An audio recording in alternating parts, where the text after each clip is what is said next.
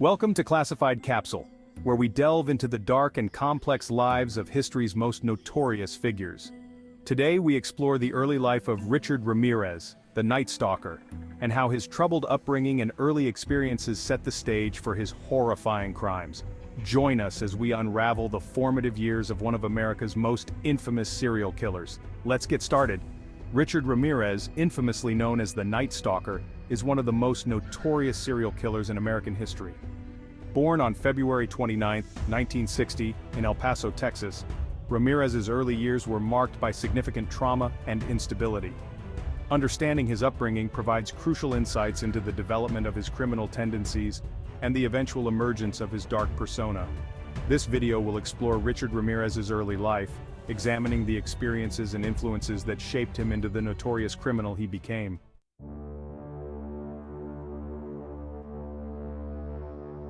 Richard Ramirez was born into a Mexican-American family in El Paso, Texas. His father, Julian Ramirez, was a laborer with a history of alcoholism and domestic violence, while his mother, Mercedes Ramirez, worked as a hospital cafeteria worker.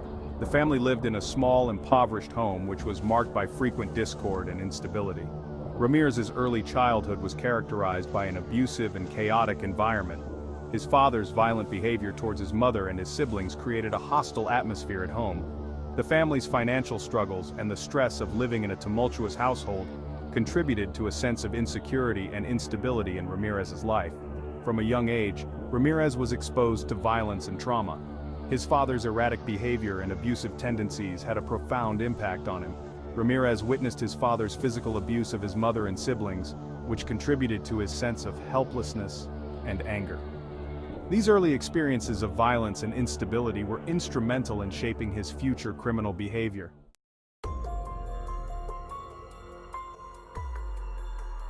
As Ramirez entered his teenage years, his behavior began to show signs of serious trouble. He was known to be a troubled and disaffected youth, struggling with issues related to his family life and his own sense of identity. Ramirez exhibited antisocial behavior, including truancy and petty crime, which marked the beginning of his descent into criminality. One of the key factors influencing Ramirez's behavior during this period was his exposure to his older cousin Mike, who was a Vietnam War veteran. Mike Ramirez introduced him to graphic and disturbing content, including photographs of war atrocities, which had a profound impact on the young Ramirez. This exposure to violence and trauma further contributed to his developing psychopathology. During his teenage years, Ramirez became increasingly involved in criminal activities. He was arrested several times for petty crimes, including burglary and theft. His involvement in these activities provided him with a taste of the criminal lifestyle and further fueled his descent into more serious criminal behavior.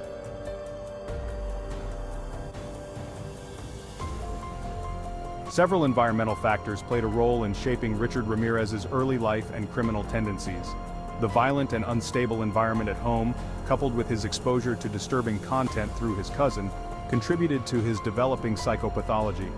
Ramirez's experiences with drug abuse and his exposure to a subculture of violence also played a significant role in his early development.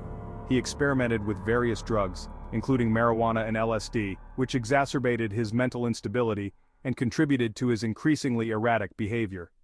Additionally, Ramirez's social environment was marked by a lack of positive role models and supportive relationships. His family life was characterized by conflict and dysfunction, and he lacked the guidance and support necessary for healthy emotional development. This lack of positive influence and stability contributed to his growing sense of alienation and his eventual embrace of criminality.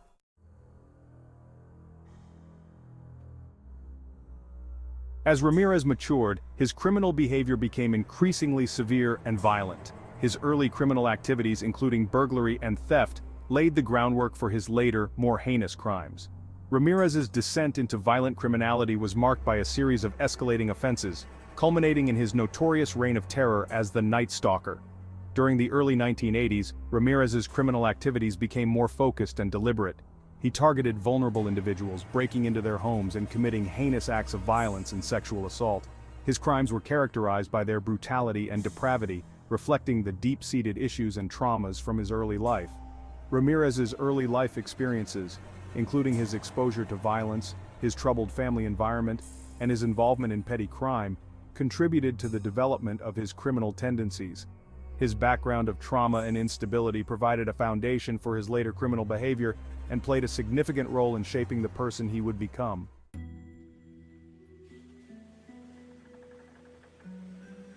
Richard Ramirez's criminal spree began in 1984 and lasted until his arrest in August 1985. During this period, Ramirez committed a series of violent and heinous crimes that included burglary, sexual assault, and murder. His reign of terror spanned across Los Angeles and the surrounding areas, leaving a trail of fear and devastation in its wake. Ramirez's modus operandi was marked by a combination of brutality and randomness. He targeted a wide range of victims, often choosing them at random, which added to the sense of terror experienced by the community. His crimes were characterized by their extreme violence and the use of fear to control and dominate his victims.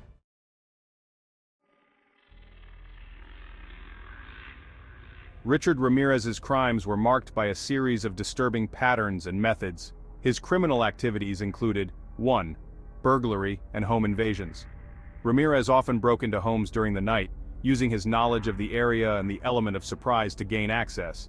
He targeted homes in various neighborhoods, which contributed to the widespread fear and uncertainty among residents. 2. Violence and brutality. Once inside a victim's home, Ramirez used extreme violence. He was known for his brutal attacks, which included stabbing, shooting, and bludgeoning his victims. His use of violence was both a means of control and a reflection of his disturbed psychological state. 3. Sexual assault. Ramirez's crimes frequently involved sexual assault.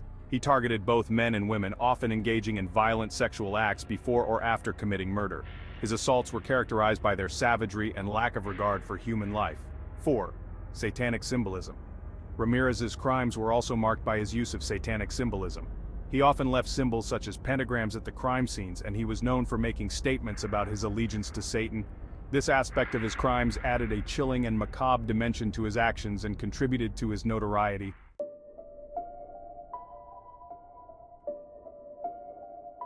Key incidents and patterns define Richard Ramirez's criminal spree. Several key incidents and patterns define Richard Ramirez's criminal spree. The early attacks in 1984 marked the beginning of his crime spree. In June of that year, Ramirez started with a series of home invasions and assaults. His first known murder was the tragic killing of 9-year-old May Leung in a hotel. This was followed by a series of brutal attacks on couples, where he would break into their homes, terrorize them, and then murder them. Notable early victims included the murders of Vincent Zazara and Maxine Zazara in March 1985, and the attack on the Ortega family in August 1985.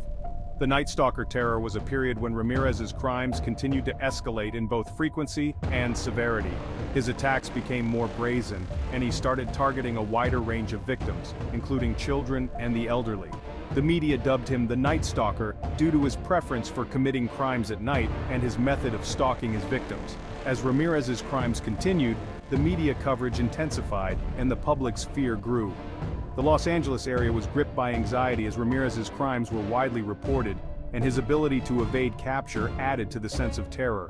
His presence became a haunting specter in the community as he seemed to strike at will, leaving a sense of helplessness among residents.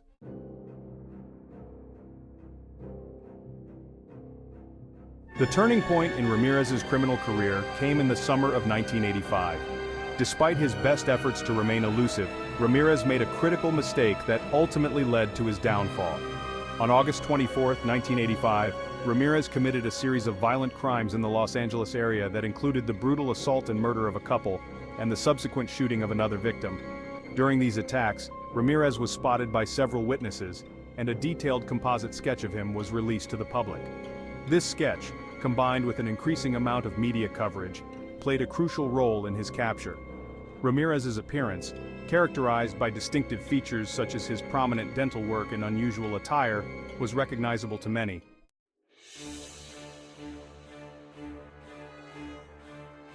Ramirez's capture was the result of a combination of public vigilance and law enforcement efforts. On August 30, 1985, Ramirez was spotted by residents in the Echo Park neighborhood of Los Angeles.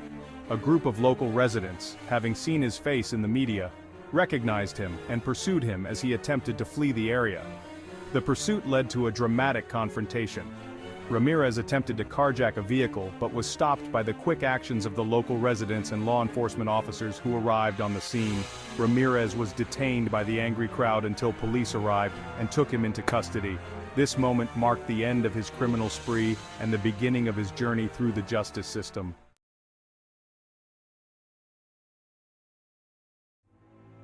Richard Ramirez's trial began in 1989, and it was one of the most high-profile cases of the decade. The trial was marked by significant media attention and public interest, reflecting the high level of fear and fascination surrounding the Night Stalker case. Ramirez faced numerous charges, including 13 counts of murder, 5 counts of attempted murder, 11 counts of sexual assault, and 14 counts of burglary. The prosecution presented overwhelming evidence against him, including forensic evidence, eyewitness testimonies, and Ramirez's own confessions. The trial revealed the full extent of his brutality and the horror he inflicted on his victims. One of the most chilling aspects of the trial was Ramirez's behavior in the courtroom. He appeared unrepentant and often displayed a smirk or a defiant attitude. His behavior only intensified the public's perception of him as a remorseless killer. On September 20, 1989, Richard Ramirez was found guilty of all charges. The jury's verdict was a moment of relief for the community and a significant step towards justice for the victims and their families. Ramirez was sentenced to death, and his conviction marked the end of his reign of terror.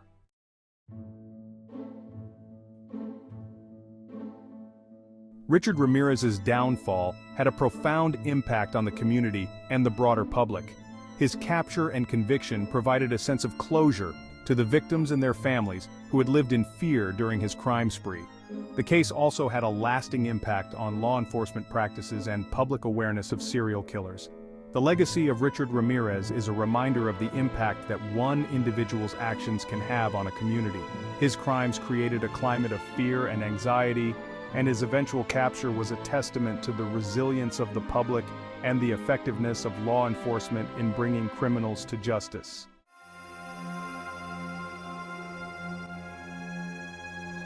After his conviction, Ramirez was sentenced to death and spent the remainder of his life on death row at San Quentin State Prison. His time in prison was marked by continued media attention and a number of legal appeals. Ramirez's behavior in prison remained controversial, as he continued to exhibit erratic and disturbing behavior. Richard Ramirez died of complications related to B-cell lymphoma on June 7, 2013, at the age of 53. His death marked the end of a dark chapter in American criminal history, but his legacy as one of the most infamous serial killers endures.